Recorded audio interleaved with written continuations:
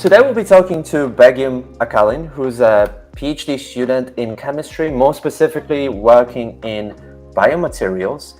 And Begum recently finished writing a systematic review. Now she's working on a research paper and also finishing her PhD thesis in the next 3 or 4 months. So we'll be diving deeper into some of the strategies that Begum used to achieve these results, improve her writing, and sort of be able to finish her PhD with published papers. So thanks for coming along, Begum. It's really good to have you here. Thanks a lot, Marek. Hi. Yeah, happy to be here as well. Great. So maybe before we dive into to some strategies that you've used in order to, for example, write your systematic review and your thesis, can you tell us a little bit more about what actually you're studying? It's biomaterials, but if you could explain it briefly. I am doing my PhD in a chemistry department where we synthesize some synthetic or let's say hybrid materials or synthetic materials that can resemble to native tissues like human tissues. So we use these materials to try to mimic the native tissues in the human body, and I do this via using some 3D printers. So it's basically 3D printable biomaterials for tissue engineering purposes. And is it any tissue or is it a specific part of the body? Yeah, my PhD focuses on meniscus tissue, like the fibrocartilage tissue in the knee. But in our group, different people work different specialized tissues. Yeah. Mm. Okay, that's really cool. So what do you think? How can this be beneficial to people? The research that you're doing. How it can be beneficial? It is actually recently nowadays, mostly either some defected parts are removed via surgically, or some different materials or some implants can be implanted as well. But mostly, still up until now, the recovery of the patients are still limited. So more patient-specific solutions with 3D printable materials can still be applied, can be a bit more better, superior candidate maybe for the problem. So that's what we are trying to achieve. Love it. So it could potentially help a lot of people who need, let's say, a meniscus replacement in the knee. Yeah, indeed, that's right. That's true. Mm-hmm. Yeah. Nice. Excellent. So moving on to your PhD, if I'm not mistaken, I think we started working together, what was it, a year ago or something like that? Yeah, it was indeed last year, December. Yeah, we started. I discovered you online. Yeah. Okay. How did you still remember how you discovered me? Yeah. I guess it was probably I was at a stage of wasn't able to write, maybe stagnant at that phase, and I was looking online how to structure a PhD online, and then depending on what I looked for, I guess in the web, then I realized I saw some of your commercials advertisements in the social media. That's how I discovered you. So it was really good chance. Nice. I didn't realize that it was exactly a year ago. But that's really cool. So you mentioned that at that stage you were kind of struggling with the writing. Can you tell us a little bit more maybe about the main challenges that you had at that time? Sure. Actually, it may a year ago, I was in the last year, already in the 4th year of my PhD, which I had to finish, but also due to the pandemic, some of the experiments are postponed. And after that, I finalized the experiments, but I still didn't have courage or confidence to start writing because on theory, I really knew how to write or how to structure a thesis, but in the practice, it was since I was lack of experience, I really didn't have a guidance on how to do it, how to put it in action, or how to put it on in words. So it was since there was no guidance, I was feeling I am not capable of doing or writing, or also the emotions of I am not a good writer. Those feelings really put me hold me back, let's say. So it was really a bit struggle to start the writing phase. And then that's how, I discovered you, at those times, yeah. If you want to work with me more personally to regularly publish research papers in high-impact journals, then schedule a free one-to-one consultation. The link is right below this video. We're going to meet one-to-one and discuss what your current challenges are, what you want to achieve, and see if this is something that we can help you with. Got it. So was it mostly about like structuring your papers or more like about the language or a combination of both? What did you struggle with? Yeah, actually it was a combination of both, like just structuring, how to make a logical, coherent text. That was one thing. Yeah, how to write it, how to combine the sentence by sentence. And also structure-wise, like where to put, like which section should come first and the next, those kind of plannings. But mostly like to be able to write a coherent, like a flowing, let's say, text, it was challenging for me at the beginning. Okay, got it. And I imagine, these are some very common challenges that perhaps a lot of, people listening might be dealing with. So if we kind of break them down and maybe start with the one about structuring your thoughts, like how have you got any tips for people, or like what did we do together to help you overcome this problem? Yeah, actually after joining your program, you directly get in contact with all the lectures, like work week packages, the lectures that you provide. And starting from day one, actually I really liked it because you really cover from A to Z the whole PhD journey, which you take the student with how to do a systematic literature review and then find the research gap, and even how to write your research proposal for your PhD. And all these steps actually help you to build up your introduction of your thesis in a really systematic, in a structured way. Once I followed let's say your first week or second week of the program, I already got enough tools, enough knowledge on how to write this. Yeah, it was really so clear, and then well explained. Cool. Yeah. And I'm interested because you mentioned that you were already in towards the end of your PhD, but you liked the fact that the program is kind of shows you the whole journey from That's very A true. to Z. Yeah. Yeah. So what did you find valuable there? Like even though you were already at almost at the end. Yeah, that's true. Because for me, when I started my PhD, this topic was already available to be investigated from my promoter side. So I liked the topic, I joined. But during my PhD journey, of course, everyone has unique experience. But I didn't really have to write a research proposal at the beginning. So to submit to a jury or to get accepted for a PhD, I didn't have this stage. So where I believe I was a bit lacking of really detailed literature review experience, and since I didn't put those in a structured format, those part was missing for me. So, and there was no really clear guidance on how to write a thesis as well in the university. So it was really a bit challenging for me to understand how to do it. But now, after your program, it was crystal clear. Okay, cool. So can you maybe give in terms of the structure of what you've learned, can you give an important tip to people?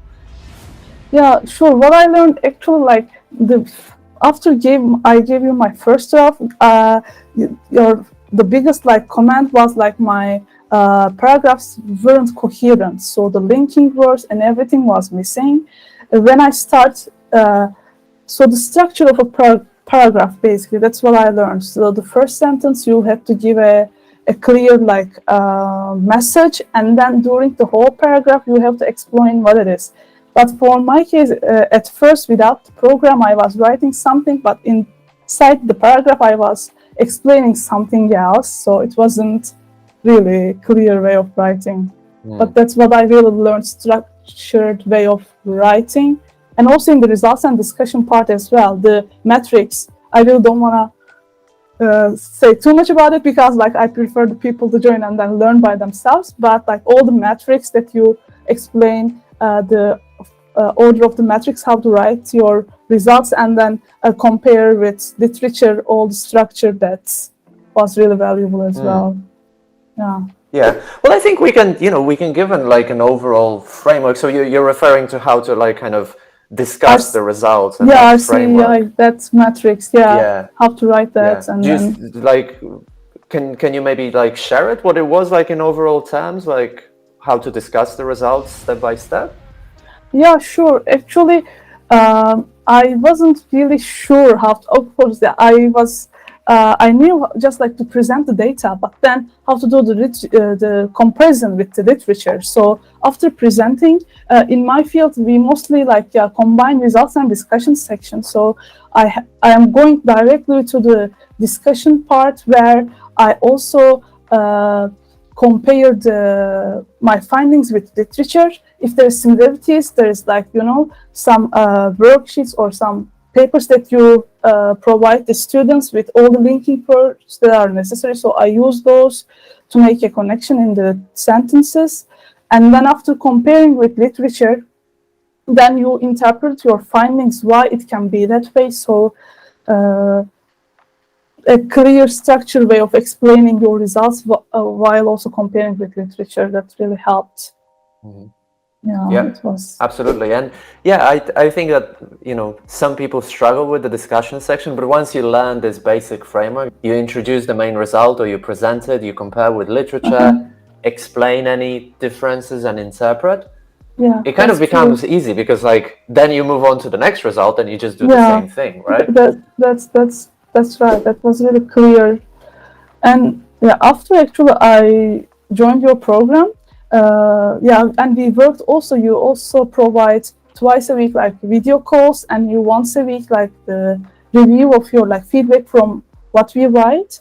So after like working with you, I submitted my introduction to my promoter, and his comment was really like, so speeches. I really enjoyed about it, because he said like, I really didn't need to change anything. I just read it. It was so going very well. I just add some maybe D or A to in front of some of the words, and that's it. It like went by so fast, and he really liked it, he said. And then I was really like happy about that, about the comment. That's amazing when you get comments like that from your supervisor, right? Yeah, indeed, that's very true, because he knew. I also knew myself at the beginning of the PhD. My English also wasn't very good in speaking wise, also writing wise it was even worse, I believe. So from that to achieve like this comment in a year, it was very valuable. Awesome. And you mentioned that like before you kind of, because of the problems in writing, you lacked a little bit in confidence.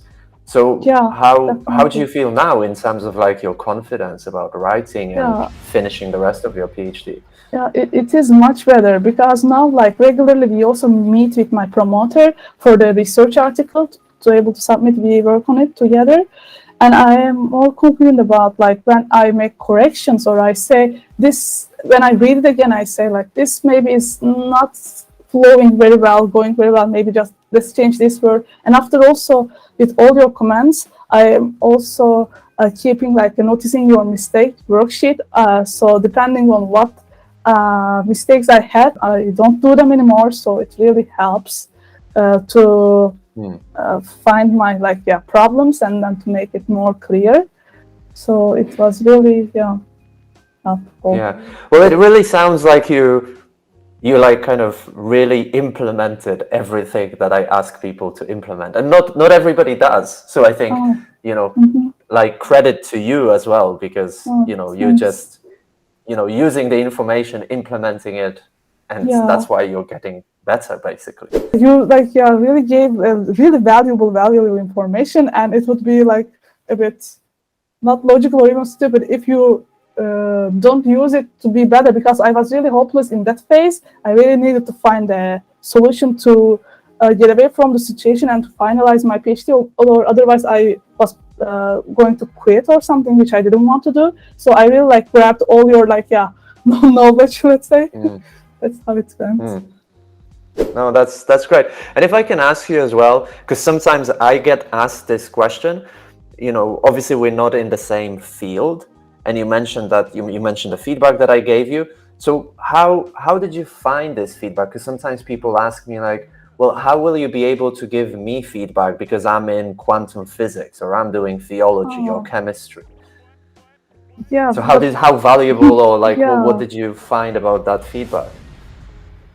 But the feedback is actually mostly like with the structure, the flow, or with the grammar, and I guess independent from what study you are doing. So you really provide where there is if there is a non-logical way of writing, or like in the grammar part, you really well explain those problems with your feedback. I guess regardless of your field, once you read it, if there's something unclear, you just really refer it to the student, which makes it really easier for them to identify their problem, both grammatically and also structurally, I would say. So I don't think really different field would differ much, because there's like a skeleton, like a basic part in every thesis what you have to include, or also like the structure of an article.